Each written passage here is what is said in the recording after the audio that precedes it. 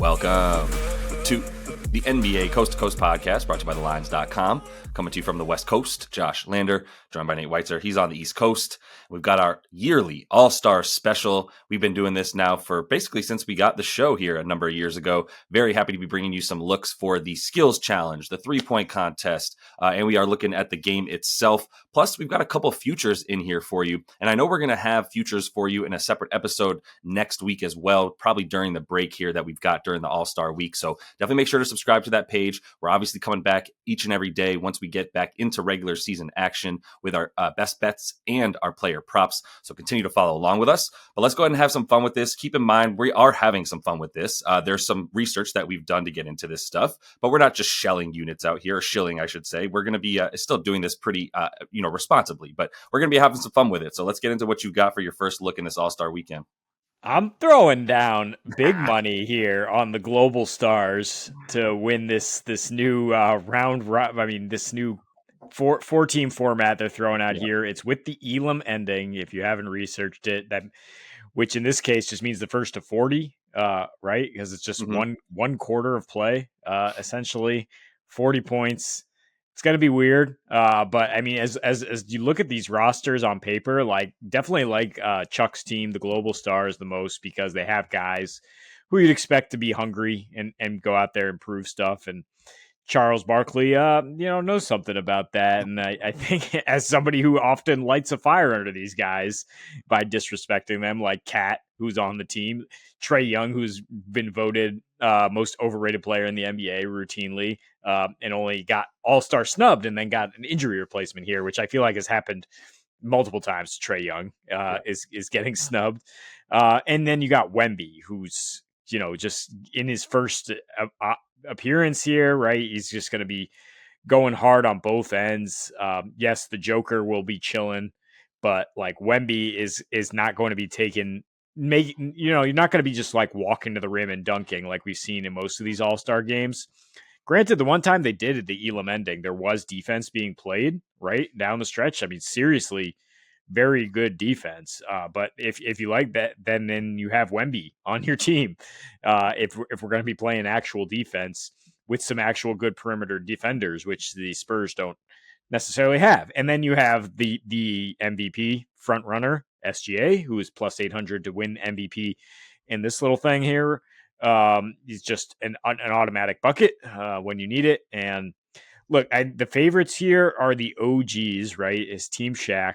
It's guys like KD, LeBron, Harden, Kyrie, the old guard. It's just like, are any of these guys really going to try hard? Like LeBron, I guess, is going to be like legacy. Maybe this is my last All-Star game. But like, it's just become such a mutant format at this point that like, I don't see him like, gunning for the MVP the way we used to see. It's just gone so far afield. And then, I mean, I wouldn't take Global Stars to cover 3.5 again, because it's the Elam ending against this Kenny Young Stars team, but I do think they beat him. I mean, they're led by left hand and Edwards, right? Who did not take the All-Star game seriously at all. And yeah, so I think these foreigners, they'll take it seriously.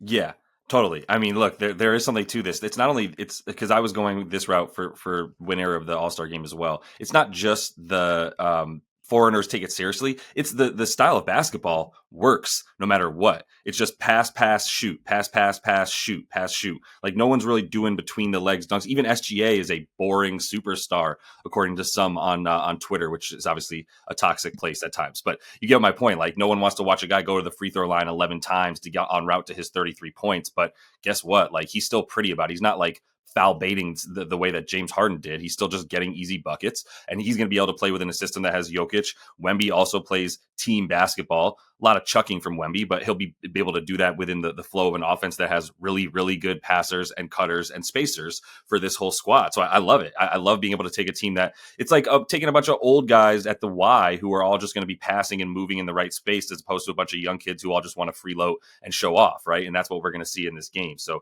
really liking the idea of this team winning easily. Yep, the whole thing plus 185. I'm going to go to the 3-point contest because I believe in my man Buddy. I'm going to take him despite currently in the midst of his worst career shooting 3-point percentage of all time. But this is still a dude that we're going to go back to what we call the old guard in the 3-point contest. 2019's winner, first one since Pedro won it back to first king, I should say, to win it since Pedro won it back to back 2002, 2003, when Pedro won that one back to back. That was in 2020. In 2019, he was the runner up. That was his first season doing it. 2020 won that whole thing. And then 2023, he missed the finals, but that was also a different time. There's not going to be the same level of guys in this one that were in that one, I'll say. I think he is only real competitor here that can take this from him is going to be Dame Lillard. And I'm basing that on a couple of things that I like to look at with the 3-point contest, which is how quick is your trigger? How much is it the same? How long does it take to load? And I mean, Norm Powell, love the man, but his arms he's like 6'3" with a 7'4" wingspan. So it's going to take him a while to get that ball up, all the way up and out. It's just one thing to consider. And also then everybody else, like maybe some Garland as well could be in there. The thing about Dame is, at plus 400, just to finish that point, I would consider just sprinkling on him as well. You got plus 400 for him. You got plus 600 for Buddy. Still going to make some money on both of them,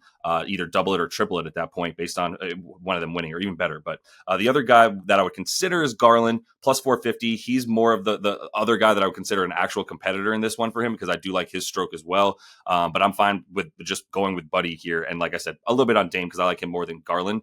As far as everybody else, like Cade, man, I mean, Cade doesn't really belong in there. Brunson doesn't really belong in there, I'll be honest. And then Norman Powell, like I said, too long of a trigger to go. So I like the man who's done it before. I'm going to take him on his quick trigger. And the thing about him being in the midst of the worst 3-point shooting season of his career is he wasn't doing that before he got his minutes reduced. Like when he was the sort of Clay surrogate this year, plus taken over as the main shooter once Steph was out in games this season, he was at about a 43% clip from three, and then just plummeted and has been awful for the last like month and a half.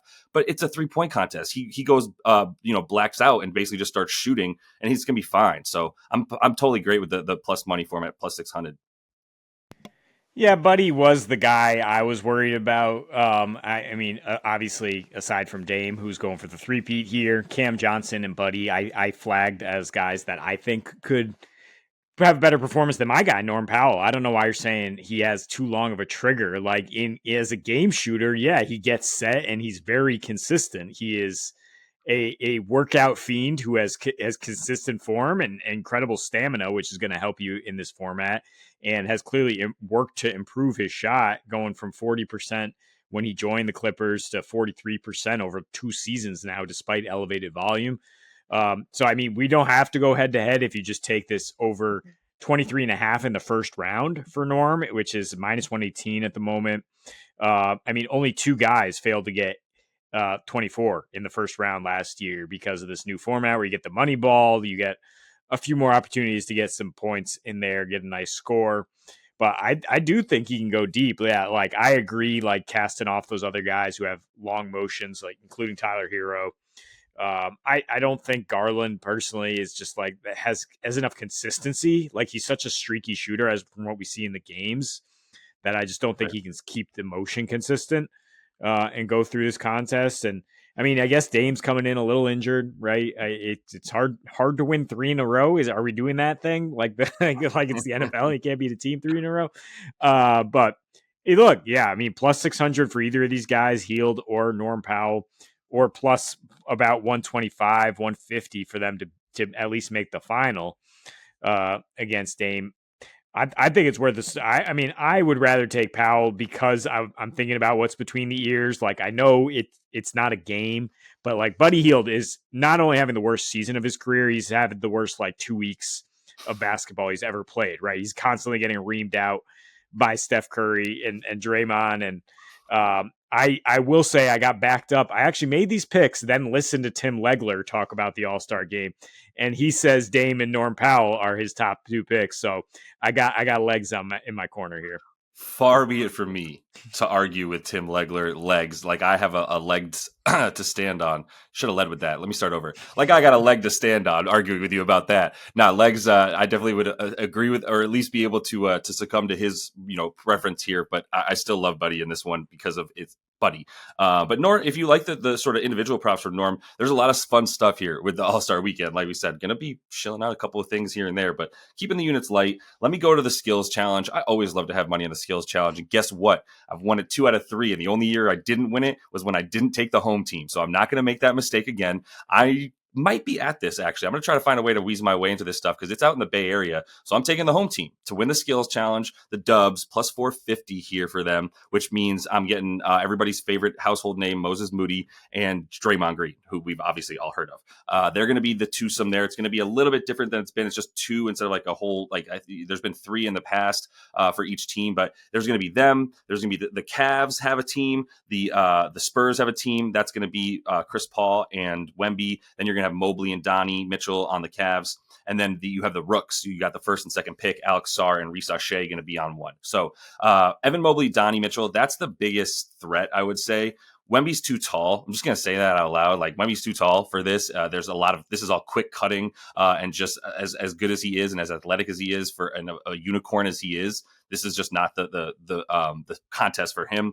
Alex Sarr and Risa Shea, what are we doing? Yeah, your face was right. Like, what are they doing out here? I'm just talking about their passes for a minute. You got to be pretty accurate with the passing. Risa Shea passes 18 times per game in 23 minutes. Doesn't even pass the ball once per minute when he's out there. Alex Sarr, pretty good passer for a big guy as far as dribble handoffs go. I'm not sure I'm looking for him to be able to dribble up and down the court, cut through some stuff, and then pass through a little net with a really unforgiving rim around it on that net there for the passing. So yeah, it's really about if you think it's between this team and Donnie Mitchell and Evan Mobley. And I just don't trust Donnie Mitchell to take anything too seriously at any time. He's always looks like he's just sort of like jogging up the court before he just turns it on. But this is just about quick cutting, carrying, and I just can't see him doing that. So Evan Mobley is basically your best sort of big man tandem that you could take for a skills contest like this. But Moses Moody and Draymond Green, like Moses Moody's a very good guard. Draymond Green's Draymond Green. So love this for them on their home floor.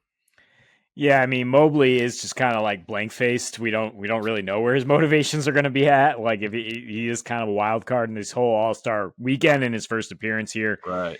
Draymond, you'd say like, well, he's a veteran. Like, how much is he gonna? But I mean, does that guy take anything lightly? Like, yeah, I mean, he's going crazy in practice. Yeah. Any sort Poor of Moses Moody being his partner. right? Yeah. God help him if he messes one of these up. So, yeah, keep taking the home team. I'm Right. with you on that.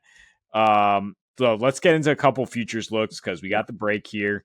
Yep. Might as well get some money down here. I mean, I'm glad I didn't hedge off Stephon Castle because it looked like, I was looking to fade Sarr a couple weeks ago and Castle was about plus 200. He's now plus 150, be rookie of the year. I think it's still good here with Khalil Ware basically being the only main competition. I mean, like Right. Risa Shea could have a solid finish, but Yeah. the way Niang and Levert have stepped in there and kind of look like they're going to be big time contributors for the Hawks, like, yeah, I don't think Risa Shea is going to get enough volume to be in this, and volume is kind of key here because I mean he's got a lead in terms of like 18 more starts than Ware, 14 more games, like 500 more minutes at least, and as Ware starts to fade here in the last 5, Castle's been looking really freaking good as they got De'Aaron Fox in there. Like the fit is good. It's going to be a long tenure here. It seems like with your defensive minded 2 and your point guard, and then Wemby, of course, versus the Heat. Kind of have some redundancy on the roster now that they got Wiggins in there. I mean, they're always just like, we never trust Spo with the rotations that far. He's got different pieces to play with now. How much is he going to go with Ware? Right now, Ware's having a good game because Bam Adebayo happened to sit right before the All-Star break. But I mean, his last 5 before this, 8.5 points per game, 104 offensive rating. He's just kind of, as talented as he is and as many skills, as high as the ceiling is, kind of like a bull. It's like, I don't know. Can he keep it together with the minutia of an NBA season versus Castle's been like thrown into it all year. He hasn't been the most efficient, I guess, but as a rookie, but at times he's really popped, and that goes beyond the numbers he's showing. It's like just the athleticism and his ability to drive winning basketball. And I think the Spurs have a better chance of like finishing as a winning team down the stretch than the Heat, right? Yes, but if you had told me that 4 months ago, I'd be like, Let's settle down, man. You're getting a little bit too Wemby crazy. Of course, Jimmy Butler was on the team and not the unhappiest man on earth at the 4 or 5 months ago. So, well, I guess he was already kind of unhappy with Riley, but you get my point. That was still a crazy thing to say a while ago, and now we've got the Heat, or excuse me, the Spurs going in the right direction.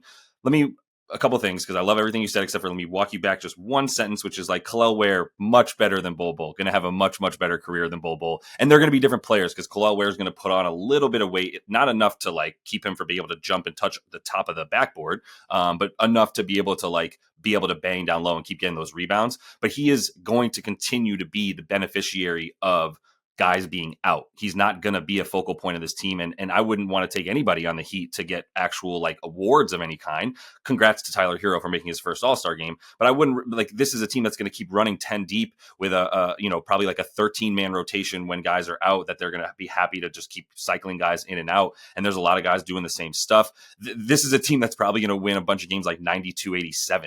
Right, because of how awesome it is on defense. And when they go cold, this team ain't gonna be scoring 100 like consistently when they go cold. Like a Wiggs bad game combined with a Davion Mitchell bad game combined with a Bam bad, like it's gonna be nasty on offense, but they're just gonna grind you to death on defense. Stephon Castle has been the beneficiary of De'Aaron Fox coming in and them really just unleashing him on the second unit and being like, yo, this is your second unit. You do what you will. And we're going to keep you out there at the end of games and in crucial moments because you attack the rim so well. Like we don't have anybody who can just drive to the rim with such ferocity and athleticism. Now they have De'Aaron Fox. So they are going to have a nasty tandem in that sense. But yeah, I love Castle moving forward this year. Shout out the UConn boys, man. Another nice night for Jordan Hawkins tonight. That's what made me think about it. All right, let me close it out here with my future that I like to. Wasn't totally sure if I was going to have one, if I wanted to find something else in the game, but I stayed away from whatever other opportunities we have in the All-Star game and went with a future for the Orlando Magic to win their division in the Southeast and in the East. Plus 145 on DraftKings. So to me, like I was like, what if this was like minus 120, I would take it. Honestly, that's what when I went looking for this, that's what I thought as I got it. And I was like, hell yeah, I'll take close to plus 150 for it. Because I just think we're all going to be prisoners of the moment if we don't realize that like this team is going to get better. I know it's scary to say, and I could look really stupid. And let me just hedge a little bit by saying, if they don't get better this year, they're definitely going to get better by next year. But the thing here is like, it's not just Franz and Paolo have looked so bad. I've been talking about this on the show consistently when we fade Orlando's points or we go under in Orlando games or we fade Orlando in general, which is they ain't the same without Jalen Suggs. And we got to give that man his flowers because at this point, like, look, the true test of what I'm saying will be when Jalen Suggs comes back. But without him, with or without Franz and Paolo, they have not been the same team, which we've been talking about. Like it's a minus 14 net rating without him. That's how far it drops. It's 8 points on offense, 6 points on defense for them, which is crazy, right? That's absolutely crazy that one guy like that we don't give enough credit to has that big of a difference without him, because it's also just like, wins above replacement is about who's behind you, not just how good you are. And there ain't nobody behind him that can do what he does athletically. He's not the best offensive player, but he's a better shooter than both Cole Anthony and Anthony Black. And he's a much better defender than anybody. Shout out Anthony Black, though, awesome defender. But with him out there, it's like a different ball game. He can also score with his athleticism and ability to get to the rim and out in transition. So with him back, like it's going to look a lot better. Right now, it looks awful. That's why we're even getting plus 145. And I'll talk about the Heat in a minute, the only real threat to them in the division at this point. But they're a minus 5.6 net rating. That is a two-man lineup of Franz and Paolo, or as we're now calling them, Fraulo, thanks to my slip of the tongue. So with Fraulo this season, minus 5.6 net, that's in a lot of minutes, like 372 minutes. Could be a lot more, obviously, but it's enough for us to go like, this ain't right. This doesn't look right. They're both been coming back from injury. The break is going to be wonderful for them because neither of them are going to have any responsibilities this weekend, I don't believe, in the Bay Area. So they can just go wherever and chill out, get better, go play some 5-on-5 together at with the gym wherever Chris Brickley's at, and just chill out for a bit. And then Jalen Suggs, same concept. So they're going to come back healthy. And this to me is going to be them like up by like 4 or 5 games with still just, like a week or two after the All-Star break. I can easily see them getting right back up to leading this division. The Heat, just to finish the point, I don't trust anything with them. As I just said, like they're going to have a ton of games that end below 200 totals, I would imagine, moving forward with this defensive minded team. And they're just going to have to figure it out for next season. So. Yeah, I mean, I'm interested in the Hawks though, Are a you? little bit. I mean, as far as like they're only at 37.5 win total, right? But the thing is, yeah, you mentioned the Hawks and the Heat, they play each other 3 times still. So that's going to be some head to head that Orlando can potentially take advantage of. Orlando still has 3 more games against the Wizards in there. So, I mean, these teams are all lumped together in terms of among the 7th easiest schedules remaining. But yeah, Orlando, the fact that they've remained afloat for as long as they did with their 3 best players either injured or out indefinitely tells you that there's a lot of room for growth. And what we saw last year, what we've seen from Mosley in terms of making lemon that a lemonade, all they need is Suggs back, baby. That's what you're saying. And this is a good price, yeah, because it's plus 115. Other places, I think, we're closer to even money. If you can get that plus 140, yeah, go for it. Yep, 100% agreed. I would take this down, like I said, to like right about even money, and it'll stay there. But you're not gonna have much time once we get back from the break. So that's all the time we have for you in this one, though. We are gonna be back next week as we get right back into the NBA. Got one game on Wednesday that we'll be thirsty for, so we'll be happy to break it down and find some bets and player props in there. We're also gonna have our futures episode during the break early next week, so make sure you are subscribed to that page. Continue to follow along, and until we see you next, happy betting.